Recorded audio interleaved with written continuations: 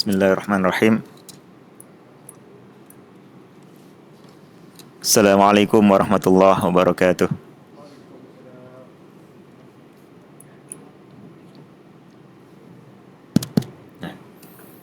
Assalamualaikum warahmatullahi wabarakatuh. Alhamdulillahilladzi arsala rasulahu bil huda wa dinil haqqi liyudhhirahu 'ala ad-dini kullihi wa kafa billahi shahida. Asyhadu an la ilaha illallah wahdahu la syarika lah, hubban lahu wa ta'ziman wa tauhida. Wa asyhadu anna Muhammadan abduhu wa rasuluhu wa safiyyuhu min khalqihi wa khaliluh, sallallahu alaihi wa ala alihi wa ashabihi wa atba'ihi wa sallama tasliman mazida. Yang saya hormati para pengurusi Masjid Tuan Abdul Razak, ya. Tun Abdul Razak, yang semoga dirahmati Allah Subhanahu wa taala, tuan-tuan sekalian, para jamaah yang semoga senantiasa dikasihi oleh Allah Subhanahu wa taala dan semoga senantiasa diberikan kesehatan lahir batin serta kemudahan kita menjalankan amal ibadah dan pengabdian kepada Allah Subhanahu wa taala. Bahasa saya mudah, senang tak paham?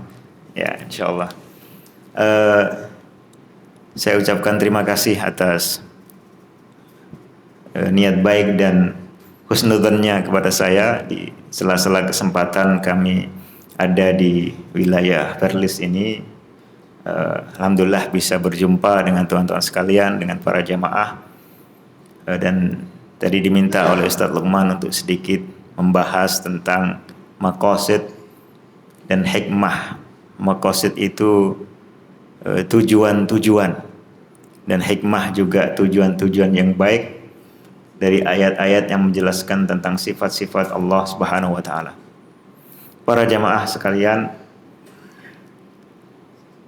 insyaallah saya memberikan sedikit pengantar, ya, dengan keterbatasan ilmu yang saya miliki, untuk sedikit kita mendalami tema ini dengan tujuan kita dapat mentadabburi, merenungi dan mengambil manfaat dari tema tersebut, lalu dapat kita hayati di dalam hati dan perasaan, sekaligus menjadi salah satu penambah iman kita dan penambah kedekatan kita dengan Allah Subhanahu wa taala.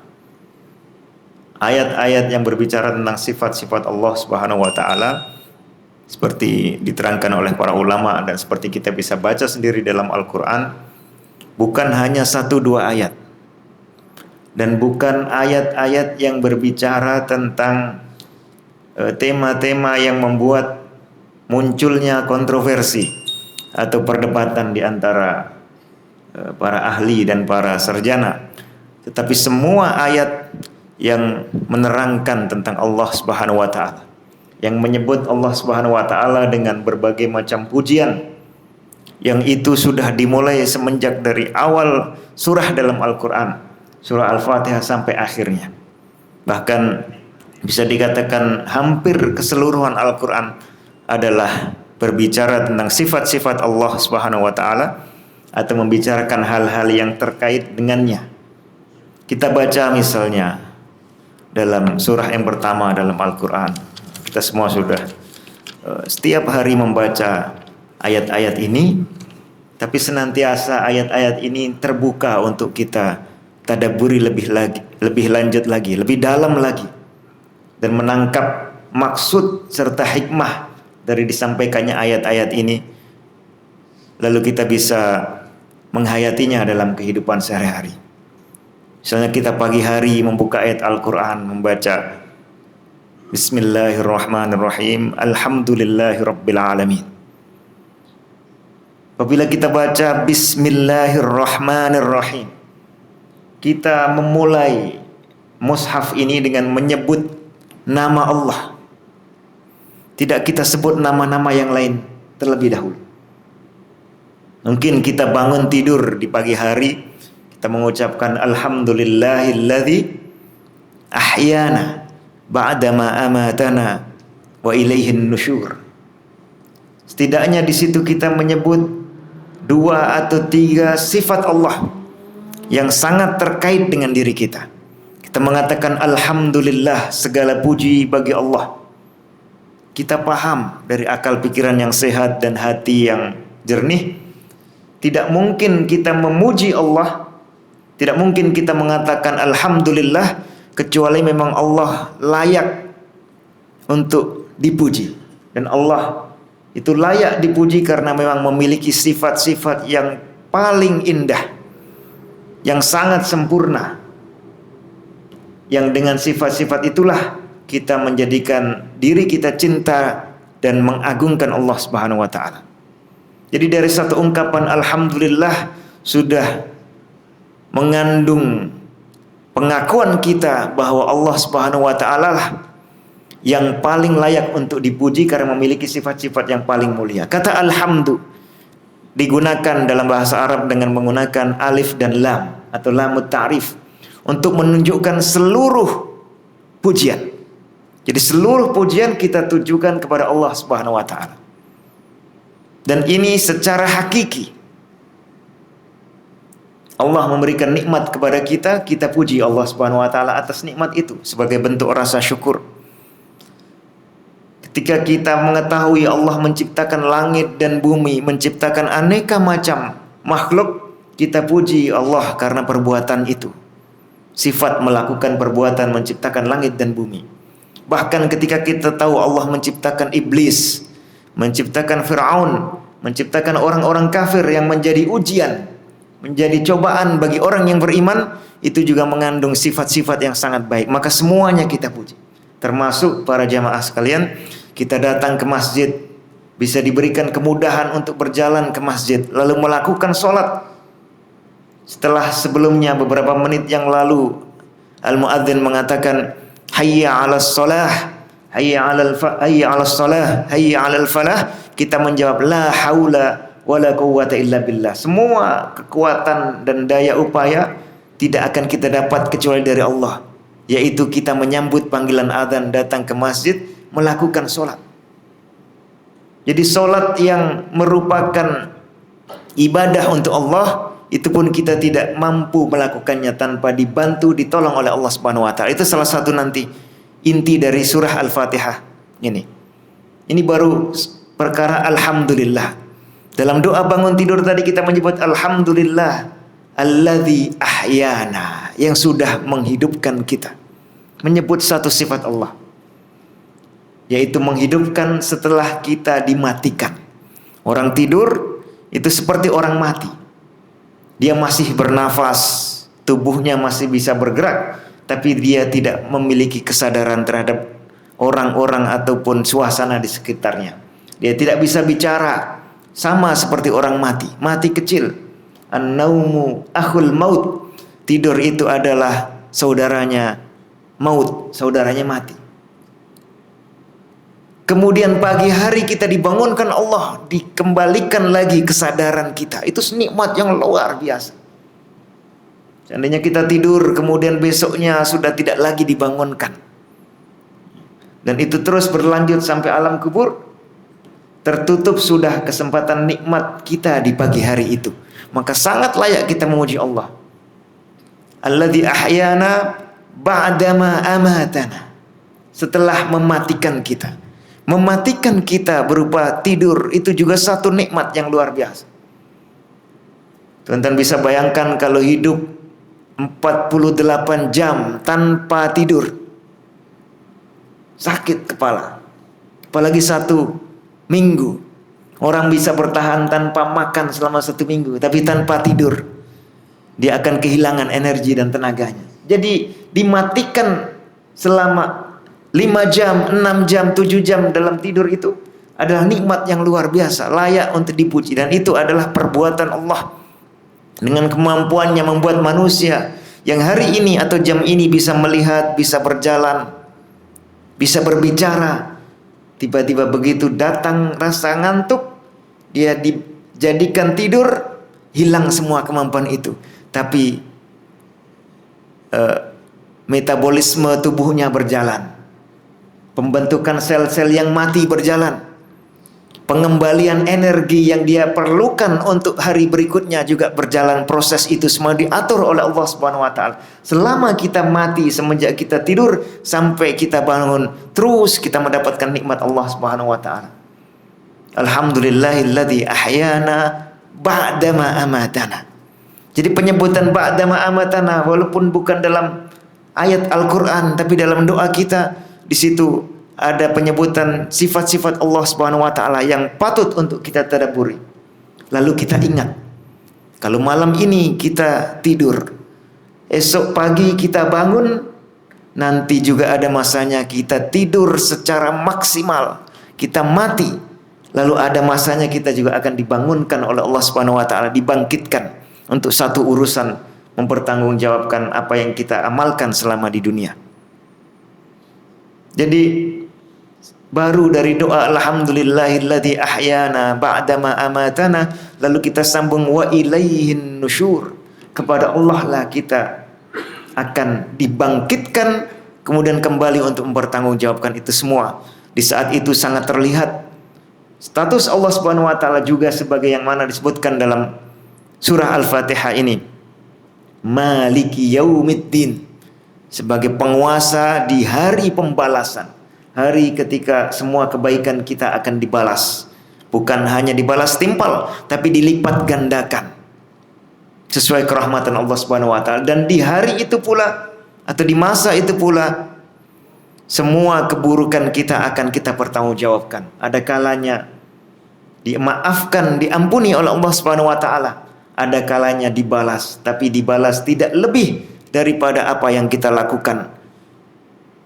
Dibalas setimpal, tapi dibalas timpal dengan masa yang luar biasa panjangnya. Tapi kalau kita masih punya sisa tauhid dalam hati, insya Allah masa ini akan terputus, berhenti, dan kita mendapatkan tambahan nikmat berupa syafaat dari Allah Subhanahu wa taala. Jadi para jamaah sekalian, ada dua hal yang sering sekali di situ kita menyebut sifat-sifat Allah Subhanahu wa taala. Yang pertama ketika kita membaca Al-Qur'an, dan Al-Qur'an ini sendiri sebagai sebuah ungkapan dari surah Al-Fatihah sampai An-Nas adalah juga sifat-sifat Allah Subhanahu wa taala. Ungkapan yang pernah difirmankan oleh Allah, nikmat yang luar biasa.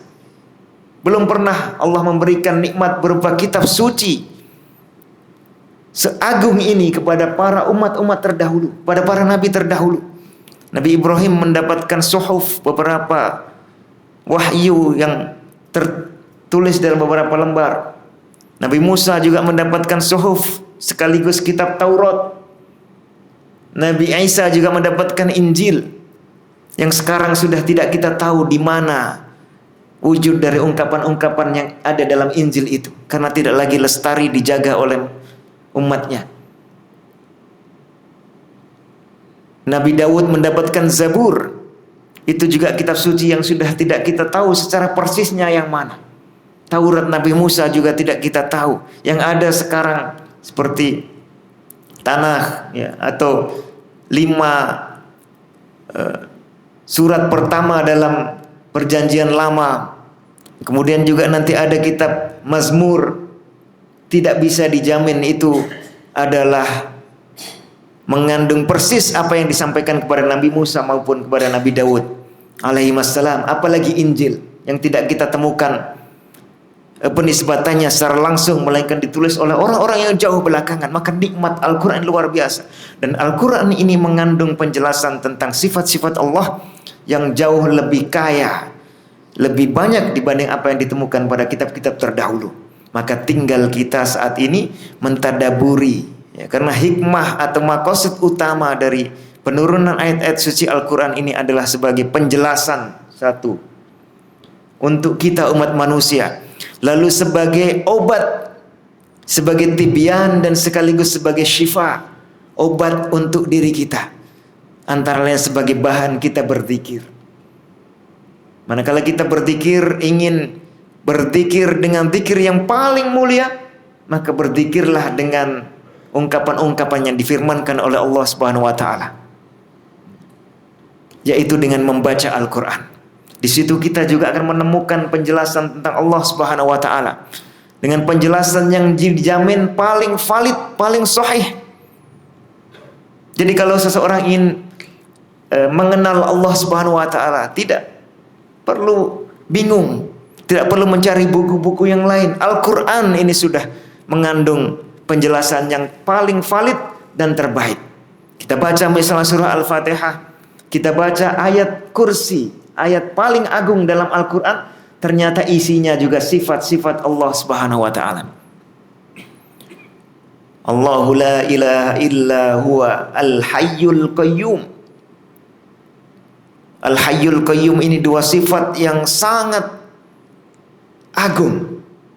Al-hayyu artinya hidup, maha hidup, dengan alif wal lam artinya yang hidupnya paling sempurna.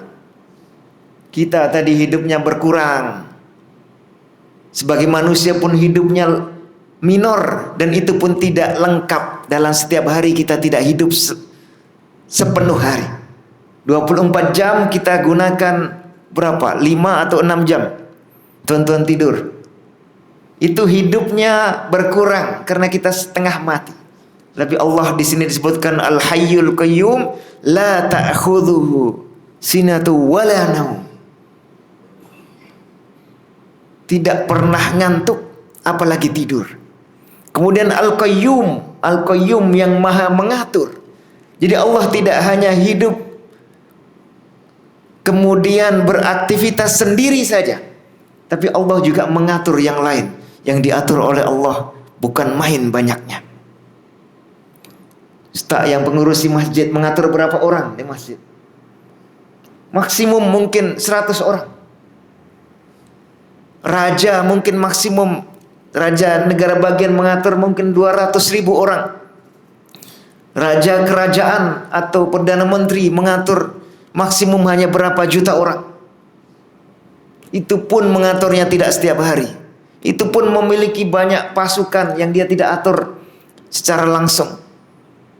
Dan itu pun sudah sangat penat, sangat sibuk, dan memerlukan istirahat, memerlukan cuti.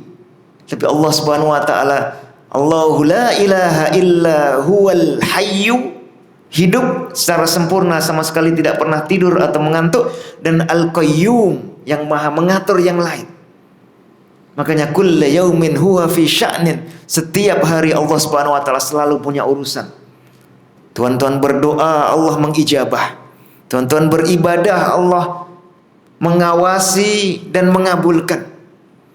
Apabila tuan-tuan masuk ke dalam solat, membaca surah ini, Al-Fatihah, mengatakan alhamdulillahi rabbil alamin, seketika itu Allah Subhanahu wa taala menjawab sebagaimana diterangkan dalam hadis oleh Rasulullah sallallahu alaihi wasallam, hamidani abdi.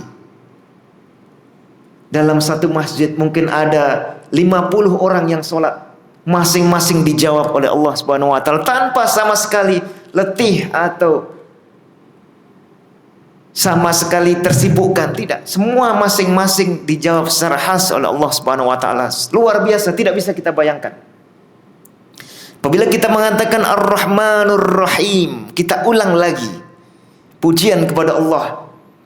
Allah langsung menjawab, Asna alayya abdi, hambaku mengulang-ulang pujian untukku. Kalau kita memuji orang yang kita sukai atau orang yang kita kagumi, kita memuji itu kita menyampaikan rasa suka. Lalu kalau dia diam, kita pun sudah cukup. Apabila dia menjawab, rasa bangga kita bertambah. Apalagi kalau yang kita puji adalah Allah Rabbul Alamin, yang menciptakan semua kita, yang mewujudkan kita semenjak kita ada sebagai janin dalam perut ibu sampai kita meninggal, dan senantiasa menjadi tumpuan harapan kita. Kita memuji dia, dia membalas, hamidani abdi, hambaku sudah memuji aku. Padahal itu kewajiban kita, tapi mendapatkan reward dari Allah Subhanahu wa taala. Anak kecil yang belajar di sekolah, ketika betul mengerjakan tugas, dipuji oleh gurunya, oleh cikgunya, luar biasa bahagianya. Apalagi kita mendapatkan tugas yang sangat ringan, berdiri sholat mengucapkan alhamdulillahirabbil alamin, dijawab oleh Allah, hamidani abdi. Lalu kita bertambah lagi ar-rahmanur rahim. Ar-rahman artinya yang maha pengasih, dengan kasih sayang yang sempurna ada pada diri Allah Subhanahu wa taala. Ar-rahim, yang kasih sayangnya itu disampaikan ke mereka-mereka yang layak dan dikehendaki oleh Allah untuk menerima kasih sayang masing-masing dengan kadar yang ditetapkan Allah. Termasuk orang-orang kafir pun dikasihi oleh Allah Subhanahu wa taala. Tetap diberikan rezeki di dunia, tetap diberikan kemudahan, bahkan iblis pun tetap diberikan rahmat oleh Allah. Tetapi rahmat ini akan dikekalkan hanya bagi mereka orang-orang yang beriman. Akan dikekalkan oleh Allah. Rahmat Allah dinyatakan dalam Al-Quran mencakup segala sesuatu ciptaan Allah, tapi akan dikekalkan hanya bagi orang-orang yang memang beriman. Ini kita bisa tadabburi ketika kita mengucapkan Ar-Rahmanur Rahim. Lalu Allah menjawab, asna alayya abdi, hambaku mengulang-ulang pujian kepadaku. Kalau kita mengetahui itu dan menyadari, langsung muncul, kalau seperti itu saya akan ulang terus membaca Al-Fatihah, saya akan banyak-banyak sholat, saya akan banyak-banyak juga memuji Allah dengan yang lain-lain yang dianjurkan oleh Allah dan Rasulnya. Apabila kita membaca Maliki Yaumiddin, pertama kita menyebut Allah, alhamdulillahi rabbil alamin, segala puji itu bagi Allah, Tuhan seru sekalian alam. Kadang-kadang kalau kita sedikit masuk ke satu perkara yang sering mengganggu tadabbur kita terhadap sifat-sifat Allah dari Al-Quran dan Sunnah adalah adanya perdebatan kalam. Termasuk dalam ayat ini, Mu'tazilah mengatakan alhamdu tidak bermakna seluruh pujian, seperti dikatakan Zamakhsyari dalam tafsir Al-Kasyaf. Dengan alasan apa? Mereka menganggap perbuatan manusia tidak diciptakan oleh Allah, tapi ada dengan sendirinya, atau diciptakan oleh manusianya itu sendiri. Ini pun tidak masuk akal. Kita tiba-tiba muncul kehendak dalam hati. Bukan kita yang mencipta kehendak. Untuk mencipta kehendak pun kita perlu kehendak baru, kehendak mencipta. Jadi jelas ini bukan kita yang mencipta. Ini semata-mata diciptakan oleh Allah, kehendak itu. Sehingga kehendak untuk sholat itu diciptakan oleh Allah. Dan dengan kehendak itu dan kemampuan yang juga diciptakan oleh Allah, kita berhasil melakukan ibadah sholat. Maka yang layak dipuji adalah Allah. Dan seluruh pujian, karena semua kebaikan yang ada di dunia ini berasal dari Allah Subhanahu wa taala. Maka kita kena memahami ayat suci Al-Quran ketika ingin mentadabburi hikmah dan maqasid dari sifat-sifat yang disebutkan Allah Subhanahu wa taala di situ dengan akidah ahli sunnati wal jamaah, sehingga bisa betul-betul meresapi, memahami secara benar, meresapi dan menghayati makna-maknanya itu secara lengkap atau semaksimal mungkin. Para jamaah, mengingat waktu, saya tambah satu ayat lagi. Ayat yang termasuk paling inti di dalam Al-Fatihah. Kita mengatakan iyyaka na'budu wa iyyaka nasta'in. Karena Allah itu Rabbul Alamin, satu-satunya yang mengatur seluruh alam. Kita sebagai manusia, sebagai pemimpin, kadang-kadang ada orang yang kita atur, tapi kita pun ada lagi di atasnya yang mengatur. Di atasnya ada lagi yang mengatur, dan seluruh ini semuanya diatur oleh Allah Subhanahu wa taala. Karena seperti itu, dan Maha Pengasih, kemudian Maha Penyayang, lalu yang nanti menguasai di hari akhir, maka hanya kepadanya lah kita mengatakan iyyaka na'bud. Hanya kepada Allah kita menyembah. Saya ingin bagi pengertian dari menyembah yang kadang-kadang mungkin sebagian kita belum tahu dengan jelas atau lupa. Menyembah itu unsurnya dua. Menjadi hamba, menyembah Allah Ta'ala itu unsurnya dua, yaitu kamalul hubbi ma'a kamalil dhulli au kamalit ta'zim.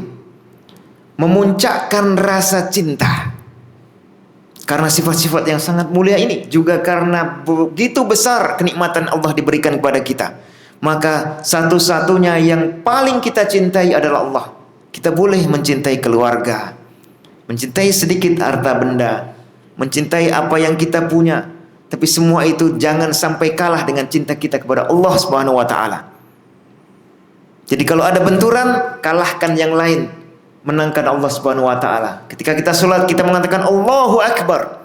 Artinya yang lain-lain kecil dan remeh. Itulah makna pertama dari ibadah. Yang kedua, wa kamalut ta'zim.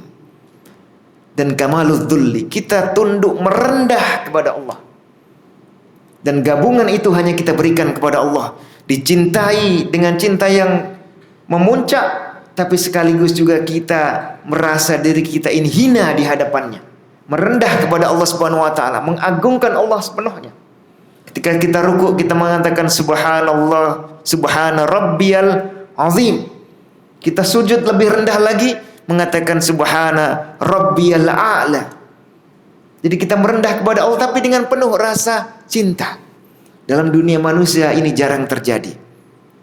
Kadang orang merasa menghinakan dirinya ke orang lain tapi tidak suka, hanya karena berharap diberikan harta benda. Atau dia suka dengan sesuatu tapi tidak mau menghinakan diri ke sana. Dan memang seperti itulah, yang lain kadang dicintai ya. Dan jangan menghinakan diri kita kepada sesuatu yang tidak diagungkan oleh Allah Subhanahu wa taala. Dan semua itu harus dalam bingkai kita memuncakkan rasa cinta dan pengagungan hanya kepada Allah Subhanahu wa taala. Tuan-tuan, saya ingin tutup sekilas dengan dua ayat selanjutnya. Ihdinas siratal mustaqim. Jadi Al-Fatihah tadi 3 ayat pertama atau 4 ayat kalau bismillah juga kita masukkan, isinya adalah pujian-pujian kepada Allah Subhanahu wa taala. Lalu ayat yang pertengahan, iyyaka na'budu wa iyyaka nasta'in, kita menyatakan menyembah, artinya memuncakkan rasa cinta dan pengagungan kepada Allah semata. Lalu memohon pertolongan juga dari Allah Subhanahu wa taala, termasuk pertolongan untuk bisa beribadah. Ini adalah ayat pengakuan.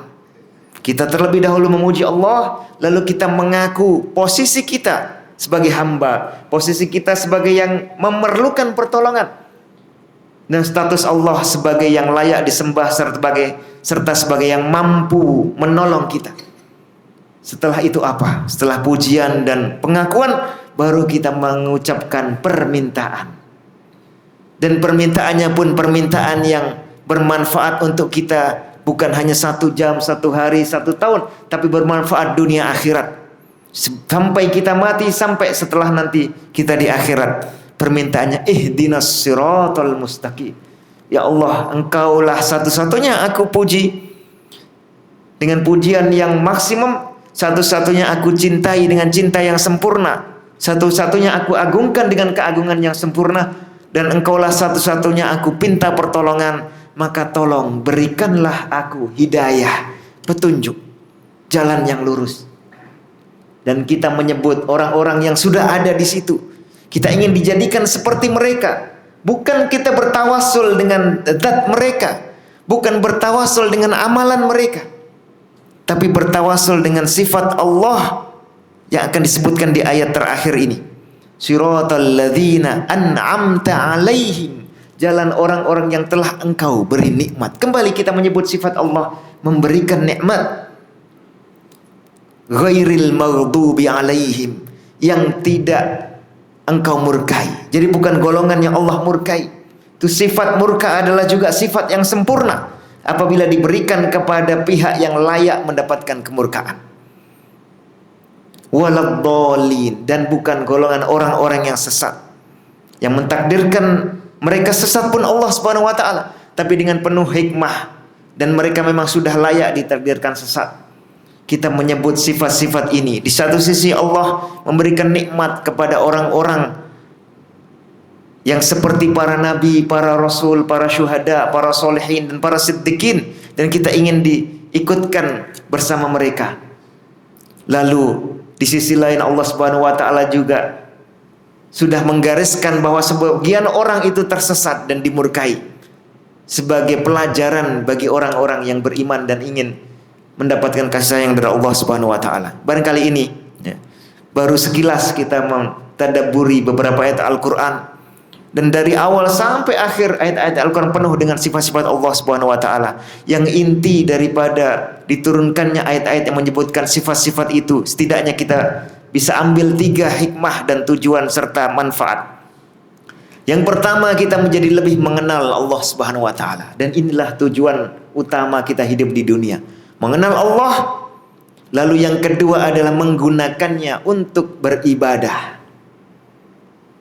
Ayat-ayat ini menjelaskan sifat Allah, kita gunakan untuk menyebut Allah, memuji Allah manakala kita akan berdoa dan meminta pertolongan ataupun mengagungkan Allah Subhanahu wa taala. Oleh karena itu Rasulullah menyebutkan ada 4 ungkapan yang termasuk al-baqiyat as-solihat, ungkapan-ungkapan yang baik dan juga dia akan lestari pahalanya.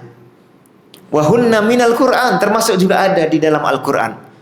Subhanallah walhamdulillah wala ilaha illallah wallahu akbar. Dalam salah satu asar atau riwayat lain ditambahkan wala haula wala quwwata illa billah. Ini pun ada dalam Al-Qur'an. Kita ambil itu ungkapan-ungkapan yang menyebutkan sifat-sifat Allah dengan pujian yang paling utama. Subhanallah artinya Allah maha suci dari sifat-sifat yang buruk. Berarti maha memiliki sifat, maha mempunyai sifat-sifat yang baik. Alhamdulillah, karena punya sifat yang baik maka kita puji semaksimal mungkin. Wala ilaha illallah, dan karena tidak ada sifat buruk, hanya ada sifat baik dan sifatnya itu sangat sempurna, maka tidak ada yang layak untuk disembah selain Allah. Wallahu akbar, maka Allah semata-mata yang paling agung, yang paling besar, zatnya, sifatnya maupun hak-haknya yang harus kita penuhi. Oleh karena itu kalau yang pertama adalah kita lebih mendalami mengenal Allah, yang kedua menggunakannya untuk ibadah, antara lain juga berzikir. Dan ala bidzikrillahi tatmainnul qulub, dengan berzikir itulah hati kita menjadi tenang. Karena kita diciptakan Allah, diberikan hati supaya hati kita isi dengan zikir, dan zikir itu yang paling utama adalah menyebut-nyebut sifat-sifat Allah. Yang terakhir para jamaah, supaya kita bisa siarkan ini, kita sampaikan ke masyarakat.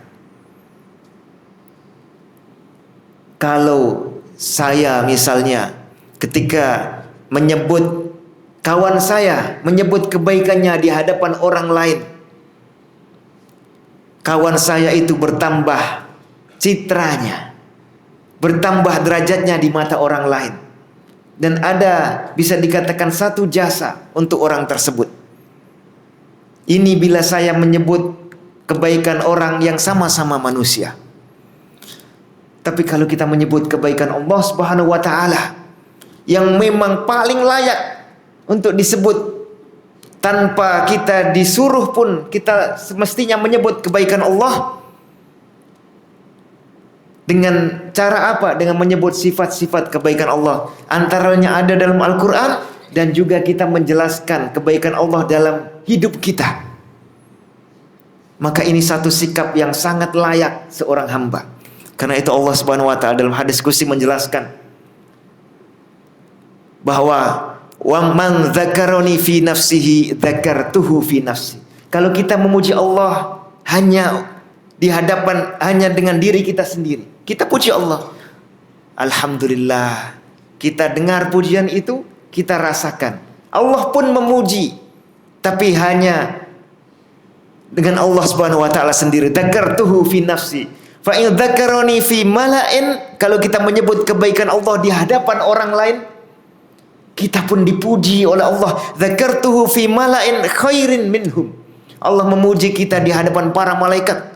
Ketika seseorang memuji Allah di hadapan jamaah masjid, menjelaskan kebaikan Allah, sifat-sifat mulia Allah, Allah memuji orang itu di hadapan para malaikat. Tuan-tuan bisa bayangkan bagaimana diri kita dipuji di hadapan para malaikat. Dan yang memuji itu adalah Rabbul Alamin. Satu kenikmatan sangat mulia. Oleh karena itu Rasulullah sebagai manusia terbaik, beliaulah yang akan mendapatkan pujian terbaik dan kedudukan terbaik di akhirat nanti. Maqaman mahmuda, akan dipuji oleh Allah. Tapi terlebih dahulu beliau diberikan ilham untuk memuji pujian Allah yang selama beliau hidup di dunia belum mendapatkan ilham itu. Jadi dengan banyak-banyak mentadaburi ayat-ayat sifat, setidaknya kita lebih mengenal Allah. Dan ini salah satu tujuan utamanya. Yang kedua, kita menggunakannya dalam ibadah. Dan yang ketiga, kita menyampaikannya itu ke pihak lain, ke orang lain. Ceritakan kebaikan Allah. Jangan setiap hari datang astagfirullah atau mengatakan innalillahi wa inna ilaihi raji'un di awal dengan pujian, tapi kemudian mengeluh. Kenapa saya ditakdirkan macam ini? Kenapa saya ditakdirkan tidak punya anak sementara yang lain punya anak?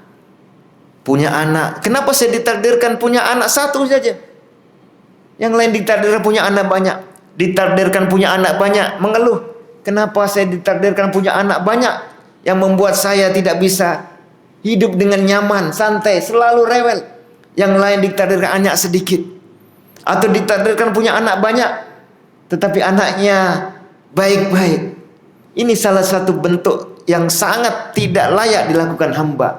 Memprotes Allah Subhanahu wa taala, menyebutkan sesuatu yang buruk, menceritakan keburukan Allah, semacam menghibah di hadapan makhluknya yang sangat rendah secara kedudukan, padahal yang dia sebutkan itu bukanlah sesuatu yang benar. Artinya berdusta, memfitnah Allah Subhanahu wa taala dalam bahasa kita Melayu atau Indonesia. Menyebut keburukan Allah, sesuatu yang sangat tidak layak. Ini jauh-jauh harus kita tinggalkan. Sebaliknya, senantiasalah sebutkan kebaikan Allah di hadapan orang lain. Kalau sudah tidak ada bahan, tidak ada cerita, man kana yu'minu billahi wal yaumil akhir falyakul khairan, mengucapkan yang baik tadi. Kalau sudah tidak ada, auliyasmut, sudah diam saja.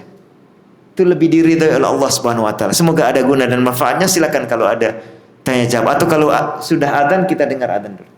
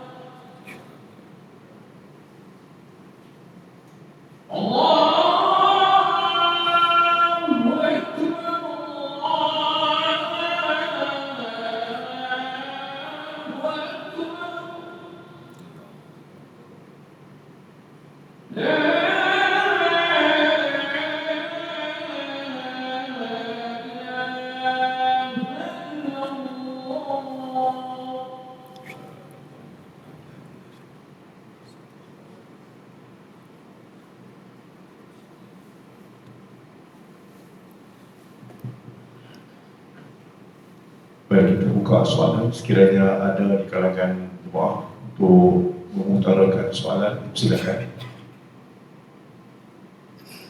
Sekejap, kita guna mikrofon.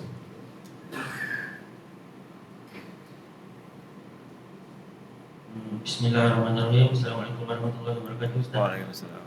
Soalan saya nak tanya tentang ada satu sifat yang dinamakan sifat harakah, iaitu bergeraklah, yang disebabkan oleh, tak silap saya, Imam Had, iaitu ashab Imam Ahmad juga. Saya nak tanya, adakah sifat ini betul-betul sabit di dalam Al-Quran ataupun As-Sunnah? Itu soalan. Bismillah, alhamdulillah. Langsung atau kita ada tanya lagi? Langsung jawab atau ada tanya lagi? Okey, satu lagi, mungkin dua. Ustaz. Okay. Ada lagi, baik. Bismillahirrahmanirrahim. Assalamualaikum Ustaz. Satu Assalamualaikum. Ada sabit pada hadis Nabi sallallahu alaihi wasallam, minta betul kalau Ustaz silap. Ada dinyatakan bahawa seseorang itu melakukan kebaikan mudahnya sampai ke tuanya. Tetapi oleh kerana takdirnya adalah dia tu dimasukkan ke dalam neraka, di pengakhiran usianya dia melakukan kejahatan, maka masuklah neraka. Dan ada pula manusia yang dalam masuk usia mudanya banyak melakukan kemungkaran, tapi oleh kerana takdirnya dia dimasukkan ke neraka, maka di akhir usianya dia melakukan kemaksiatan. Jadi seolah-olah di sini kita nampak bahawa sifat Allah Ta'ala itu dia macam nak menghukum manusia. Dia telah menetapkan sesuatu itu, walaupun macam mana pun akhir kesalahannya dia masuk syurga, dan yang satu lagi buat macam mana pun akhirnya masuk neraka.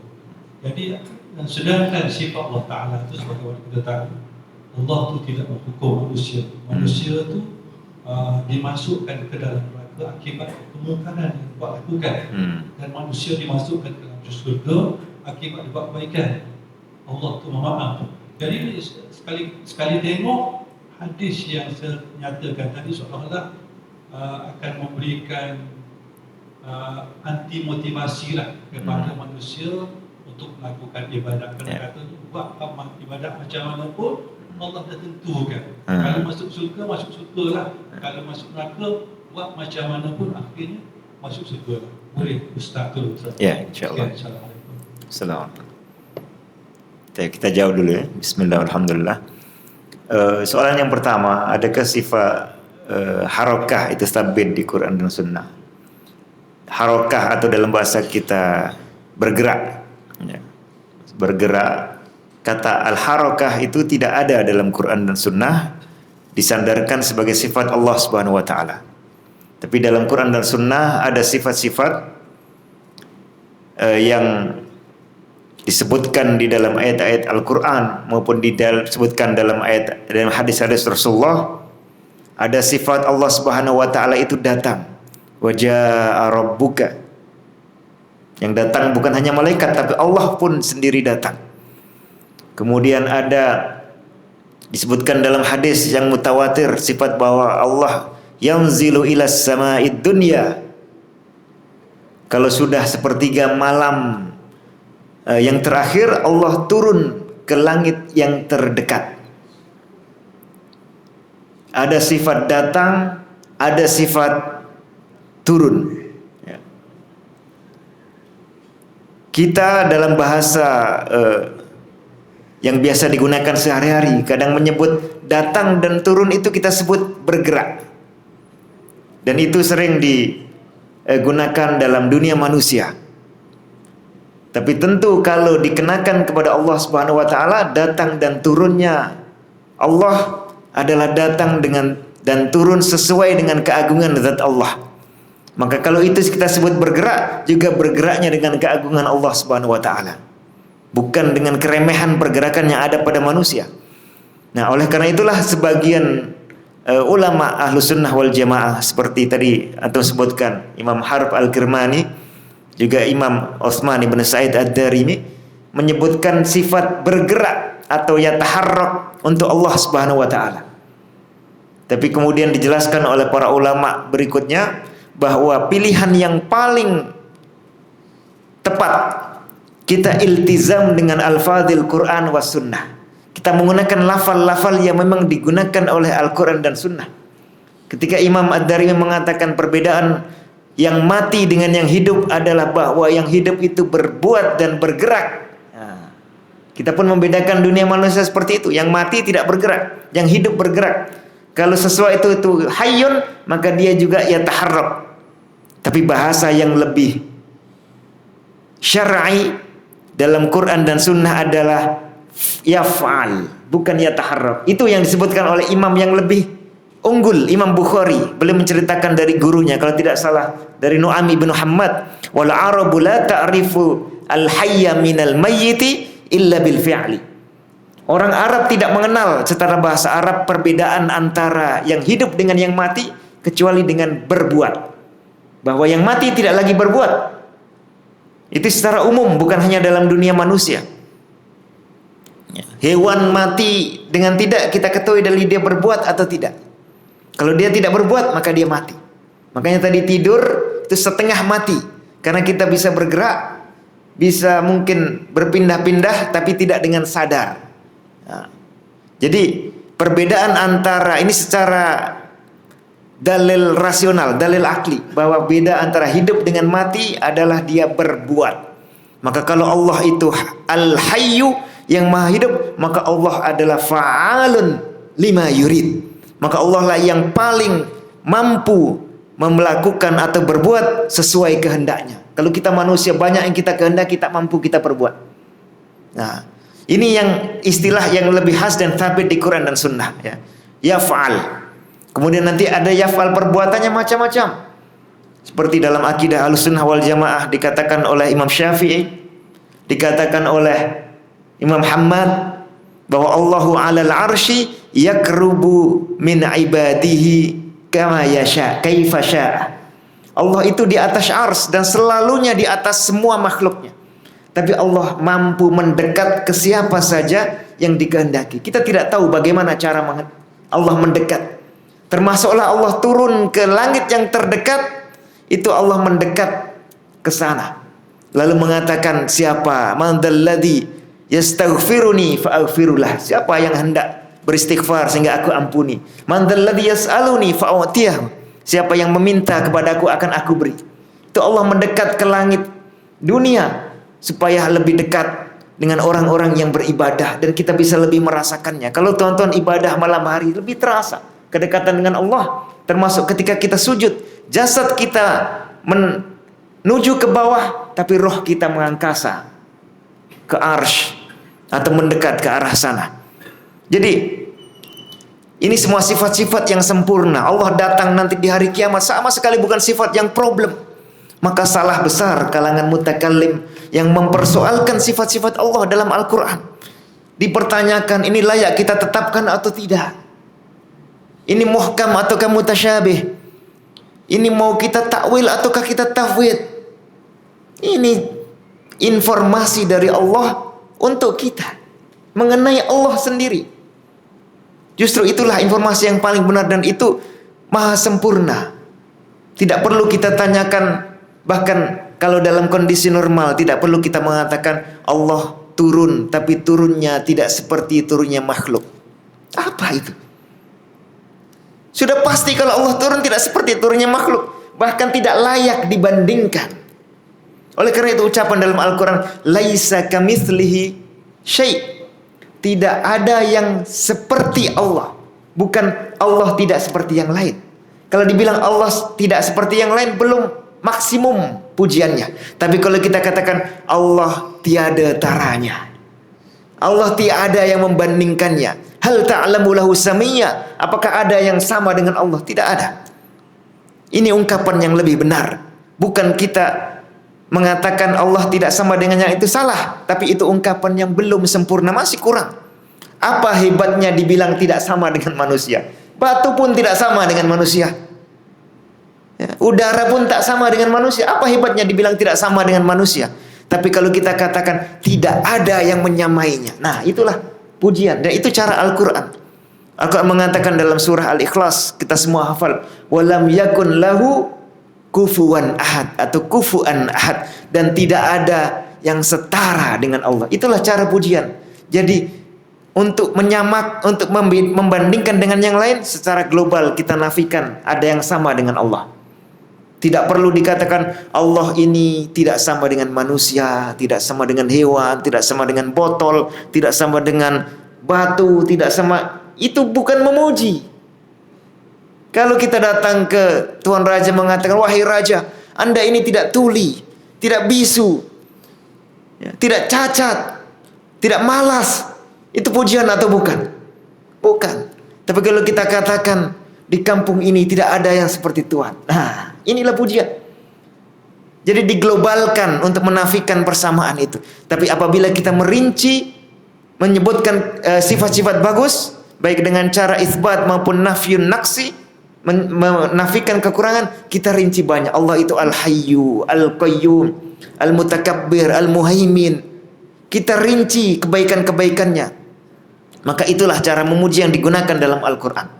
Nah, itu jawaban sedikit saya tambahi, ya. Jadi kata harokah itu digunakan oleh sebagian ulama ahlu sunnah, tetapi yang sabit dalam Quran dan sunnah adalah lafaz fi'al dan lafaz-lafaz lain seperti yaji'u, ya'ti, ataupun ja'a, ataupun yanzil, dan itu semua adalah sifat sempurna. Semua yang disebutkan Allah dalam Al-Quran adalah sifat yang sempurna, termasuk sifat yang belakangan hari dipersoalkan orang. Misalnya sifat wajah, sangat sempurna. Wa yabqa wajhu rabbika dzul jalali wal ikram, maka kekallah wajah Allah yang penuh dengan keagungan dan penuh dengan kemuliaan. Coba tanya, siapa manusia atau makhluk ini yang wajahnya kekal? Tidak ada.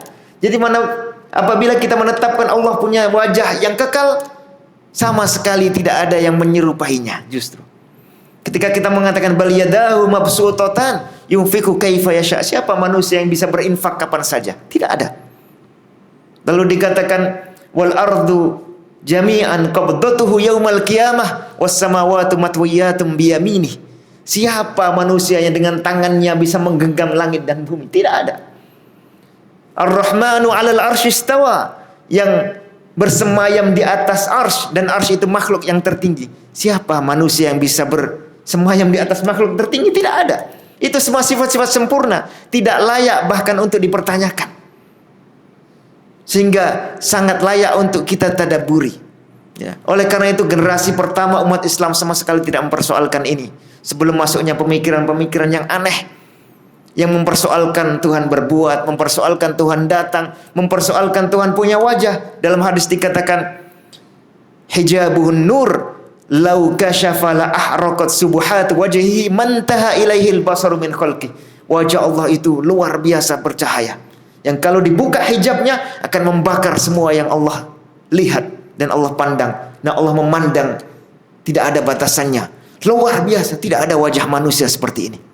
Oleh karena itu sifat-sifat ini justru sifat-sifat yang luar biasa, sangat sempurna, tidak bisa dibantah dengan argumentasi atau konsep jisim, konsep tarkib, konsep a'rad, konsep-konsep yang aneh, yang justru membuat orang tidak bisa mentadabburi ayat-ayat sifat. Bahkan dia menjadi hati-hati, menjadi waspada. Jangan-jangan ayat ini mutasyabih, jangan-jangan saya kalau membaca ayat ini tersesat. Bukan, ini justru petunjuk yang menjadi bukan hanya penjelas, tapi menjadi hakim untuk menyelesaikan perselisihan antara umat manusia, perselisihan antara sekte A dengan sekte B, antara filosof A dengan filosof B. Inilah hakimnya. Jadi ini pasti jelas dan sudah sempurna. Yang lain-lain itu yang mutasyabihat atau bahkan banyak yang keliru. Pertanyaan kedua, mohon maaf kepanjangan, mengenai takdir, Ustaz. Jadi betul dalam hadis disebutkan ketika Rasulullah menjelaskan takdir lalu menyampaikan satu fenomena. Wa innar rajula la ya'malu bi amali ahlil jannah hatta ma yakunu bainahu wa bainal mauti illa dhira' fayasbiqu alaihi alkitabu fayamalu bi amali ahlin nari fayadkhuluha. Ini yang berat. Yang bagian lainnya lebih ringan. Wa innar rajula la ya'malu bi amali ahlin nar. Ada orang itu kadang-kadang selama hidupnya melakukan perbuatannya penduduk neraka. Banyak mencuri, banyak berzina, naudzubillah, minum minuman keras, meninggalkan sholat, tidak puasa, amalan penduduk neraka. Hatta ma yakunu bainahu wa bainal mauti illa dhira', sampai tinggal sedikit saja jarak antara dia dengan kematian. Fayasbiqu alaihi alkitabu fayamalu bi amali ahlil jannati fayadkhulaha. Ternyata dia ditakdirkan Allah di akhir hayatnya bertaubat, lalu kemudian mengamalkan amalan penduduk surga, maka dia masuk surga. Ini satu poin. Ini saya sampaikan dulu karena ringan ya. Mudah bagi kita menerima orang maksiat lalu di akhir hayat diberikan taubat oleh Allah kemudian masuk surga. Tidak masalah karena itu adil-adil saja dan bahkan ada karunia. Tapi Allah tidak menjadikan dia penduduk surga kecuali ditakdirkan terlebih dahulu melakukan amalannya penduduk surga. Dan ketika Allah menakdirkan seseorang untuk beramal, caranya sangat sempurna. Tidak ada di situ sesuatu yang dipertanyakan lagi. Kenapa? Allah memberikan dia rasa suka terhadap perbuatan baik. Diciptakan di sini rasa suka, sehingga dia menghendaki perbuatan baik itu. Dan dia diberikan kemampuan, maka terjadilah. Sama sekali tidak merasa dipaksa. Dia memang menyukai itu. Tapi kita tahu siapa yang membuat dia suka. Allah. Nah begitu juga Ustaz. Wa innar rajula la ya'malu bi amali ahlil jannati hatta ma yakunu bainahu wa bainal mauti illa dhira' fayasbiqu alaihi alkitabu fayamalu bi amali ahlin nari fayadkhuluha.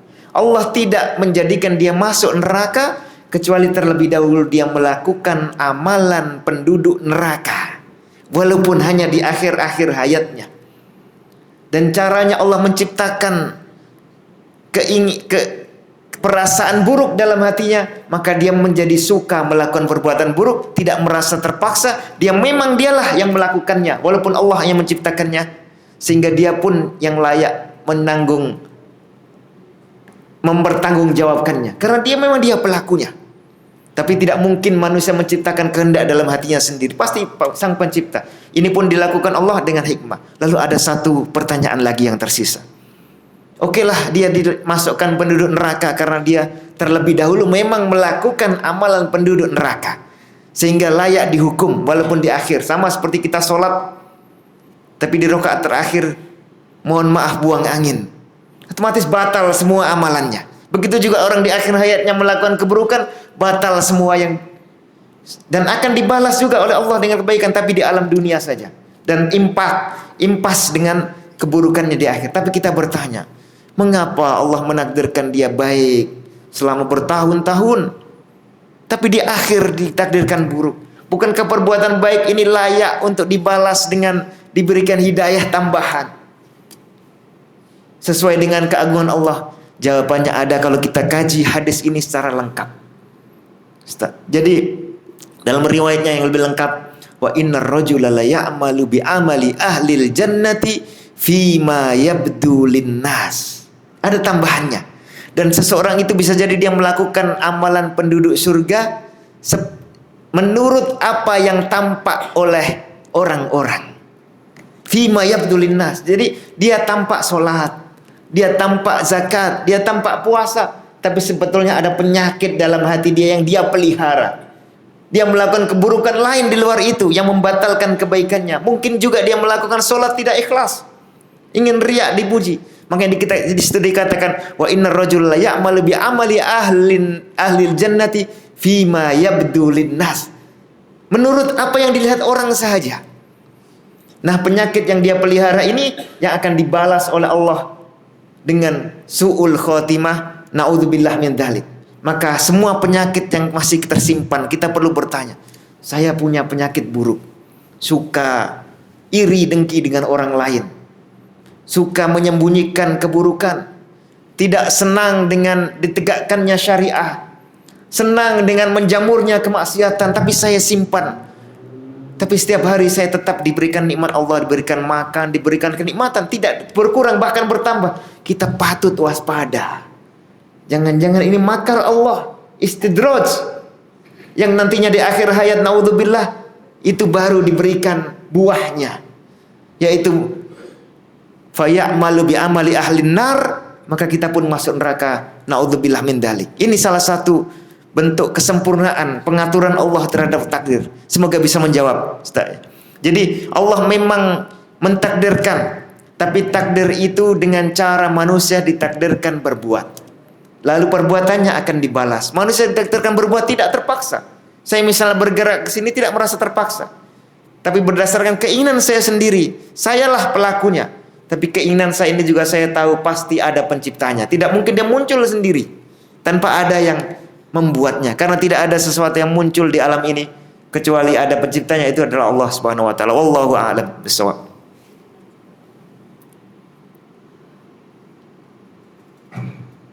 Alhamdulillah, syukur kita kepada Allah. Saya rasa tak ada soalan lagi, Guru. Ada lagi, Ustaz? Ada. Imam kita sendiri ada soalan, insyaAllah.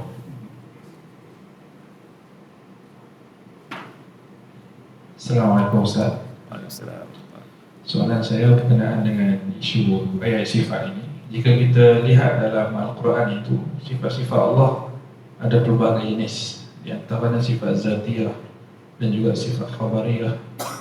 Ini soalan saya berkenaan dengan sifat khabariyah Allah Subhanahu Wa Taala yang begitu banyak dalam Al-Quran. Bagaimana cara kita nak menghayati keagungan Allah dengan sifat-sifat itu? Dan ataupun dalam bahasa yang lain, macam mana kita nak merasai kemanisan iman ataupun berasa terhibur, berasa tamakninah dengan sifat-sifat khabariyah itu. Wallahu a'lam.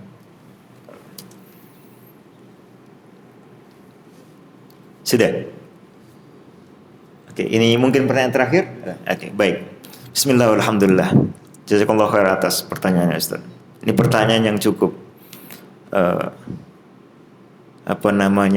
perlu kita pahami dengan mengena supaya dapat dua poin yang beliau sebutkan.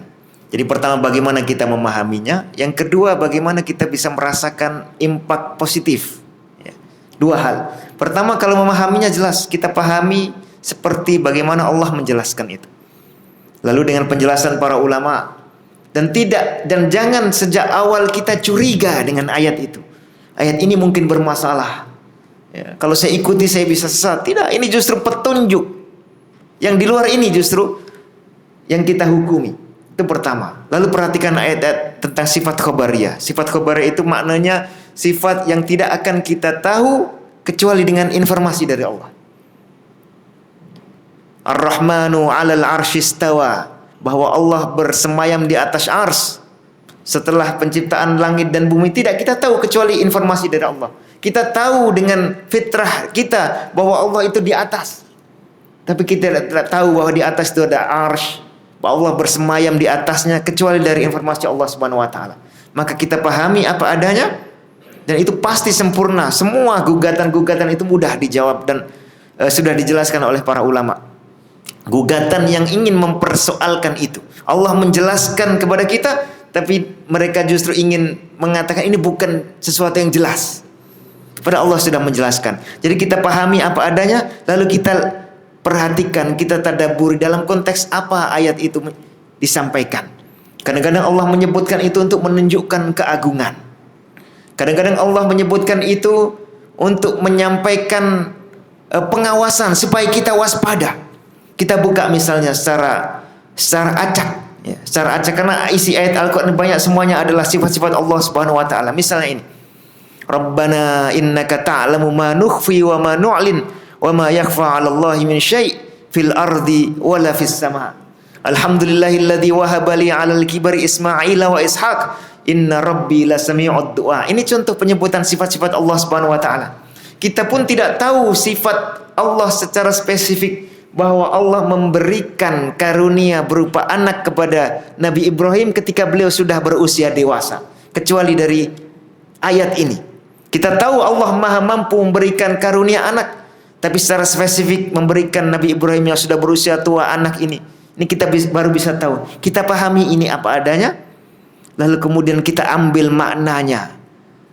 Yang bisa diringkas pada dua. Sifat Allah itu Dzul Jalali wal Ikram. Punya keagungan, dirinya sendiri agung, sempurna, wal Ikram, dan punya kemuliaan, terutama karena memberikan nikmat. Sama Al-Hayyu Al-Qayyum, Maha hidup, sempurna dirinya, lalu Al-Qayyum juga Maha mengatur, memberikan nikmat ke yang lain. Ar-Rahman, Maha pengasih, dirinya sendiri penuh dengan kasih sayang. Lalu Ar-Rahim, menyampaikan kasih sayangnya ke makhluk-makhluk, semua makhluk, dan akan dikekalkan untuk orang yang beriman. Nah, kita lihat di sini, pasti ada sisi di situ menerangkan keagungan Allah. Kita puji, kita menjadi lebih tenang. Kita punya Tuhan yang maha sempurna. Lalu juga Al-Ikram, kita punya Tuhan yang memberi kita apa saja yang kita minta, asalkan kita minta dengan baik. Contohnya adalah ini, ya, ada pujian Rabbana innaka ta'lamu ma nukhfi wa ma nu'lin, menjelaskan keagungan Allah, maha mengetahui apa saja. Wa ma yakhfa 'alallahi min syai', tidak ada yang tidak diketahui Allah. Sehingga kita akan pasrahkan semua urusan hidup kita ini kepada Allah. Lalu yang kedua, sebagaimana Allah memberikan karunia anak kepada Nabi Ibrahim ketika beliau sudah berusia tua, yang menurut hitungan manusia biasa tidak mungkin, ternyata masih mungkin. Maka kalau kita punya kesulitan pun kita minta tolong dari Allah. Dengan sifat yang sempurna tadi, yang maha tahu segalanya dan juga maha memberi siapa saja yang meminta dengan baik. Nah, ini setidaknya dua faedah, ya. Kita resapi di situ keagungan Allah, lalu kita ambil sisi bahwa Allah dengan sifat agung itu akan memberikan kasih sayangnya untuk kita, memberikan karunia-Nya untuk kita. Semoga bisa menjawab walaupun tidak sempurna, Ustaz Luqman. Wallahu a'lam bishawab. Saya akhiri, semoga sedikit ini bisa menjadi manfaat untuk kita semua. Semoga Allah Subhanahu wa taala menjadikan diri kita sebagai orang-orang yang rajin untuk senantiasa mentadabburi sifat-sifat Allah, dan rajin juga memuji-muji Allah Subhanahu wa taala, rajin beribadah kepadanya terutama dalam suasana kita salat, kita mendengar azan, kita berzikir, dan kita berdoa. Aku qouli hadza wa astaghfirullah li wa lakum. Kurang lebihnya mohon maaf. Assalamualaikum warahmatullahi wabarakatuh.